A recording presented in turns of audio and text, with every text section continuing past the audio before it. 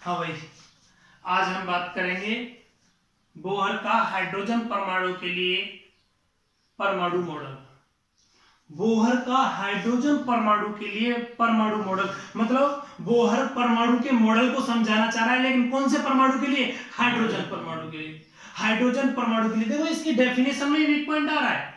Hydrogen परमाणु के लिए मतलब बोहर ने जो मॉडल दिया वो हाइड्रोजन परमाणु के लिए। हाइड्रोजन परमाणु का मतलब हो गया उन परमाणुओं के लिए ये वैध होगा जिनके आंतरिक कोश में कितने इलेक्ट्रॉन हो? एक। या तो ये हाइड्रोजन हो, या हाइड्रोजन हीलियम He+ परमाणु हो, या Li++ परमाणु।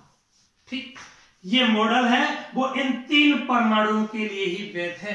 पहला इसका वीक पॉइंट, बोहर का वीक पॉइंट, पहला वीक पॉइंट क्या होता है? यह है मॉडल केवल उन परमाणुओं की व्याख्या करता है जिनके आंतरिक कोश में केवल एक इलेक्ट्रॉन। 2 इलेक्ट्रॉन वाले परमाणु के लिए वैलिड नहीं होगा। देखो यहाँ हाइड्रोजन में 1 इलेक्ट्रॉन है, हीलियम में 2 इलेक्ट्रॉन होते हैं, लेकिन हीलियम ने 1 इलेक्ट्रॉन किसी को गिफ्ट कर दिया, He+ आया, धनावेश आ गया। लिथियम में 3 इलेक्ट्रॉन होते हैं, लेकिन Li++ लिखा हुआ है, इसमें 2 इलेक्ट्रॉन किसी को गिफ्ट कर दिया, दान दे दिया। ये बात हो रही है, इन तीनों के लिए वैलिड रहेगा। ठीक है ना? अब चलो देखो, कल हमने बात की थी रदरफोर्ड के परमाणु मॉडल की। रदरफोर्ड के परमाणु मॉडल में जो उसके वीक पॉइंट थे, उन वीक पॉइंट को बोहर ने अपने प्लस पॉइंट माने। जिन बातों को वो समझा नहीं सका, उन बातों को इसने मान लिया बोहर ने कि ऐसा होता है। इसने कल्पना कर ली। जब इसने उन बातों के लिए कल्पना कर ली तो इसने बोहर ने हाइड्रोजन परमाणु के मॉडल को समझाने के लिए 3 परिकल्पनाएं की। जो 3 कल्पनाएं की हैं, उन तीनों कल्पनाओं को क्या बोल दिया? परिकल्पनाएं बोल दिया। बोहर की 3 परिकल्पनाएं, वो तीनों, देखो परिकल्पना का मतलब इसने केवल कल्पना की है, उनका कोई तर्क संगत आधार नहीं है, उनका कोई प्रूफ नहीं। हालांकि वर्तमान में उनके प्रूफ हैं, लेकिन बोहर ने कोई प्रूफ नहीं दिया। ठीक, अन्य वैज्ञानिकों ने प्रूफ दिए। चले आगे, मैं बात करता हूं इसकी 3 परिकल्पनाएं कौन कौन सी हैं। तो पहली बात करेंगे बोहर की प्रथम परिकल्पना। हाइड्रोजन परमाणु के मॉडल को समझाने के लिए बोहर ने परिकल्पनाएं क्यों की? प्रथम परिकल्पना के बारे में मैं डिस्कस करूंगा। और पहली परिकल्पना क्या है? बोहर ने कहा कि जब इलेक्ट्रॉन नाभिक के चारों तरफ वृत्ताकार मार्ग में चक्कर लगा रहा है, जब इलेक्ट्रॉन नाभिक के, ये नाभिक हो गया, ये कौन है आपका? नाभिक। नाभिक का आवेश कितना हो गया? Ze।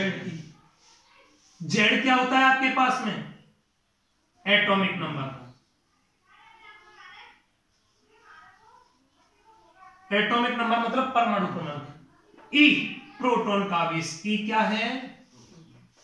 प्रोटॉन का आवेश कितना होता है? 1.6 × 10⁻⁻19 कूलम।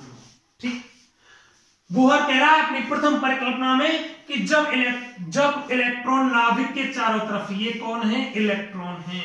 जब इलेक्ट्रॉन नाभिक के चारों तरफ वृत्ताकार मार्ग में चक्कर लगा रहा है, तो इस इलेक्ट्रॉन पर बाहर की तरफ जो अभिकेंद्रीय बल कार्य कर रहा होगा, उस अभिकेंद्रीय बल को कौन बैलेंस करेगा?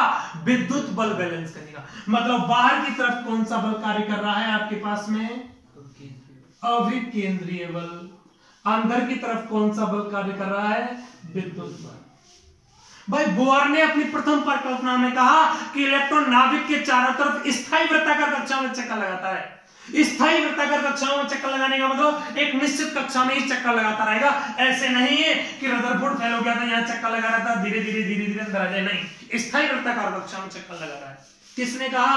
बोहर ने कहा। जब इसने कहा कि यार ऐसे चक्कर लगा रहा है, ऐसे चक्कर क्यों लगा रहा है, अंदर बाहर क्यों नहीं जा रहा, इसने कहा कि बाहर की तरफ इस पर अभिकेंद्रीय बल कार्य कर रहा है और अंदर की तरफ विद्युत बल कार्य कर रहा है। ये दोनों बल आपस में एक दूसरे को बैलेंस करते हैं। विद्युत बल है, ये विद्युत बल किसके बराबर है? अभिकेंद्रीय बल के बराबर है। ये दोनों आपस में बराबर होंगे तो ना तो ये बाहर जाएगा ना ये अंदर जाएगा, किधर भी नहीं जाएगा। इसका मतलब इसकी प्रथम परिकल्पना में क्या हो गया? अभिकेंद्रीय बल किसके बराबर है? विद्युत बल। ठीक, बात आती है अभिकेंद्रीय बल किस पर कार्य कर रहा है? इलेक्ट्रॉन पर। इलेक्ट्रॉन, मैं मान लेता हूं m द्रव्यमान का इलेक्ट्रॉन है, v वेग से r त्रिज्या के वृत्ताकार मार्ग में चक्कर लगा रहा है। m द्रव्यमान का इलेक्ट्रॉन v वेग से r त्रिज्या के वृत्ताकार मार्ग में चक्कर लगा रहा है, तो इस पर कार्यरत अभिकेंद्रीय बल कितना होगा, mv²r। इस अभिकेंद्रीय बल को कौन बैलेंस करेगा, विद्युत बल। देखो बेटा, विद्युत बल या कूलम बल, ये आपको प्रथम चैप्टर में दे रखा है। विद्युत बल क्या होता है, इधर देख लो, विद्युत बल या कूलम बल, कोई भी दो आवेशों के मध्य लगने वाला बल होता है ना, उसे अपन विद्युत बल या कूलम बल कहते हैं। मैं मान लेता हूं एक आवेश ये रहा और एक आवेश ये रहा, जैसे आपने 11th में पढ़ा था, कोई भी दो पिंडों के मध्य लगने वाला m1 m2 द्रव्यमान है, इनके मध्य लगने वाला जो बल है वो बल कौन सा होता है, गुरुत्वाकर्षण बल। गुरुत्वाकर्षण बल F इज डायरेक्टली प्रोपोर्शनल क्या था आपका, m1 m2 अपॉन r²। ऐसे था। ऐसे कोई दो आवेश, मैं मान लेता हूं कोई दो आवेश q1 q2 एक दूसरे से r दूरी पर स्थित है, इन दोनों आवेशों के मध्य कोई विद्युत बल कार्य कर रहा है, F इज डायरेक्टली प्रोपोर्शनल। इन दोनों आवेशों के मध्य कोई विद्युत बल कार्य कर रहा है, वो विद्युत बल कौन है, F is directly proportional q1 q2 upon r²। समानुपाती का चिन्ह हटाऊंगा तो F बराबर k q1 q2 upon r²। तो ये जो विद्युत बल होता है या कूलम बल होता है, उसका मान कितना होता है, F बराबर k q1 q2 upon r²। तो मैं लिख देता हूं, ये विद्युत बल कितना होगा, k q1 q2 upon r²। बेटा Q1 आवेश है, यहां देखो Q1 कौन है, नाभिक का आवेश। नाभिक का आवेश कितना है, Ze। Q2 इलेक्ट्रॉन का आवेश, इलेक्ट्रॉन का आवेश कितना है, E। ये दोनों मान उठा के यहां रख दो, आपको मान मिलेगा mv² अपॉन r बराबर kZe इंटू E बटा r²। mv² अपॉन r बराबर kZe² बटा r²। यह है बोहर की प्रथम परिकल्पना। बोहर की प्रथम परिकल्पना क्या है, जब इलेक्ट्रॉन नाभिक के चारों तरफ वृत्ताकार मार्ग में चक्कर लगाता है, तो उसके लिए आवश्यक अभिकेंद्रीय बल कौन प्रदान करता है, विद्युत बल प्रदान करता है। अभिकेंद्रीय बल mv² अपॉन r, विद्युत बल ही होता है। इनकी जगह ये मान रखेंगे तो आपके पास में क्या रिलेशन आएगा, mv² upon r equal to kZe² upon r²। ये क्या होगी आपके पास में बोहर की प्रथम परिकल्पना।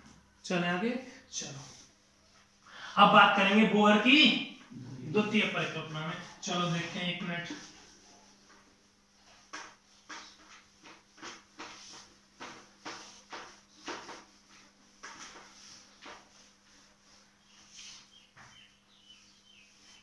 सेकंड बात करेंगे बोहर की द्वितीय परिकल्पना। बोहर की द्वितीय परिकल्पना क्या है भाई, आप देखो, वही ये नाभिक है आपका, इस नाभिक के चारों तरफ कौन चक्कर लगा रहा है, इलेक्ट्रॉन। जब इलेक्ट्रॉन नाभिक के चारों तरफ वृत्ताकार मार्ग में चक्कर लगाता है, तो उसके कोणीय संवेग का मान, किसका, कोणीय संवेग। कोणीय संवेग को अपन L से या J से व्यक्त करते हैं। कोणीय संवेग का मान h/2π का पूर्ण गुणज होता है। कोणीय संवेग का मान h/2π का पूर्ण गुणज होता है। पूर्ण गुणज का मतलब 1 गुना होगा, 2 गुना होगा, 3 गुना होगा, 4 गुना होगा, पता नहीं कितना गुना, मैं मान लेता हूं n गुना होगा। तो ये हो गया बोहर की द्वितीय परिकल्पना। क्या है, जब इलेक्ट्रॉन, ये कौन है, इलेक्ट्रॉन, जब इलेक्ट्रॉन नाभिक के चारों तरफ वृत्ताकार मार्ग में चक्कर लगाता है, तो उसके कोणीय संवेग का मान h/2π का पूर्ण गुणज होता है। बात आगे कोणीय संवेग क्या है। बेटा 11th क्लास में चैप्टर संख्या 7 में दृढ़ पिंड गतिकी, वहां मैंने आपको पढ़ाया था कोणीय संवेग। कोणीय संवेग को मैंने L से या J से व्यक्त किया था, और कोणीय संवेग के लिए मैंने आपको पढ़ाया था रेखीय संवेग के आघूर्ण को। रेखीय संवेग के आघूर्ण को कोणीय संवेग कहते हैं। वहां पढ़ाया था J वेक्टर या L वेक्टर बराबर R vector cross P vector. मतलब क्या हो गया, L बराबर R क्रॉस P। अगर कोई पिंड एक सीधी रेखा में गति करता है विवेक से, m द्रव्यमान का पिंड विवेक से गति कर रहा है, तो उसके अंदर रेखीय संवेग होगा P बराबर mp। P बराबर करना होगा mp, अगर रेखीय गति कर रहा है। लेकिन वो रेखीय गति ना करके वृत्तीय गति कर रहा है, m द्रव्यमान का इलेक्ट्रॉन है, विवेक से वृत्तीय गति कर रहा है, तो अब रेखीय संवेग नहीं होगा, क्या होगा, कोणीय संवेग होगा। क्या होगा, कोणीय संवेग होगा। तो कोणीय संवेग क्या होगा, जे जे बराबर क्या होगा, R cross P, R cross P. P बराबर क्या होता है आपका, एम वी, याद रखूंगा। तो एल बराबर क्या आ जाएगा, एम वी आर, पी की जगह एम वी आर, है ना।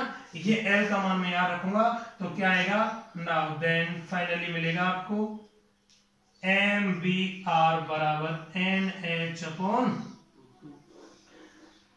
जब इलेक्ट्रॉन नाभिक के चारों तरफ वृत्ताकार मार्ग में चक्कर लगाता है, जब इलेक्ट्रॉन नाभिक के चारों तरफ वृत्ताकार मार्ग में चक्कर लगाता है तो उसके कोणीय संवेग का मान h/2 का पूर्ण गुणज होता है। ये बोहर की द्वितीय परिकल्पना होगी।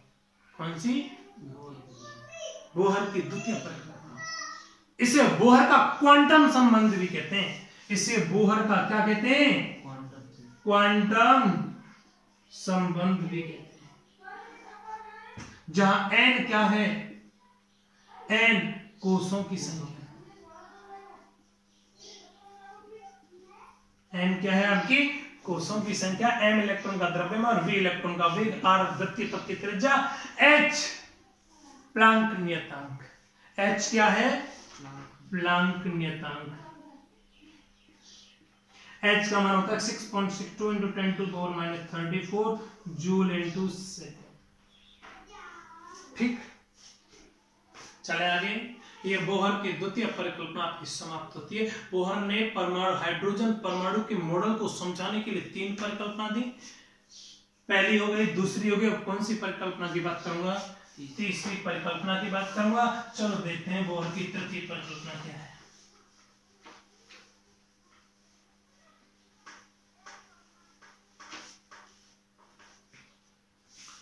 चले आगे। देखो, बोहर ने परमाणु के मॉडल को समझाने के लिए तीसरी परिकल्पना दी और तृतीय परिकल्पना क्या है, जब इलेक्ट्रॉन, ये आपके पास कोई 2 ऊर्जा स्तर हैं, ये निम्न ऊर्जा स्तर n1 और ये उच्च ऊर्जा स्तर। इस निम्न ऊर्जा स्तर की एनर्जी E1 और ये, आप सोचो इसकी एनर्जी 50 जूल है, इसकी एनर्जी 100 जूल है। कोई आदमी है वो यहां से यहां जाएगा, 50 जूल से 100 जूल एनर्जी चाहता है, तो वो ऊर्जा खाएगा या त्यागेगा, 50 से 100 ऊर्जा करनी है उसको, तो ऊर्जा को रिसीव करेगा तभी तो उसकी ऊर्जा बढ़ेगी।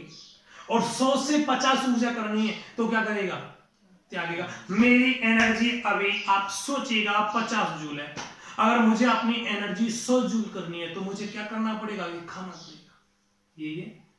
और मेरी एनर्जी 50 जूल है, अपनी वो एनर्जी मुझे 20 जूल करनी है, तो ऊर्जा को मुझे क्या करना पड़ेगा, त्यागना पड़ेगा। आप देखो ये ऊर्जा कम है, ये ऊर्जा ज्यादा है, नीचे वाली कम है। अगर कोई इलेक्ट्रॉन निम्न ऊर्जा स्तर से उच्च ऊर्जा स्तर में जाएगा, कम ऊर्जा से ज्यादा ऊर्जा स्तर में जाएगा, कम ऊर्जा से ज्यादा ऊर्जा ग्रहण करेगा, तो उस वाली कंडीशन में ये क्या करेगा, ऊर्जा को ग्रहण करेगा। ऊर्जा ले रहा है, ऊर्जा घुस रही है, कौन ले रहा है, इलेक्ट्रॉन। इलेक्ट्रॉन एनर्जी को ले रहा है, वो किसके रूप में लेता है, फोटोन के रूप में। किस रूप में, फोटोन, प्रकाशीय ऊर्जा, बेटा प्रकाश फोटोन है, इस रूप में ले रहा है। चले आगे। चलो, अगर इलेक्ट्रॉन उच्च ऊर्जा स्तर से निम्न ऊर्जा स्तर में आता है, तो इलेक्ट्रॉन उच्च ऊर्जा स्तर से निम्न ऊर्जा स्तर में आता है तो ऊर्जा का क्या करेगा, उत्सर्जन। किस रूप में करेगा, फोटोन के रूप करेगा या नहीं करेगा।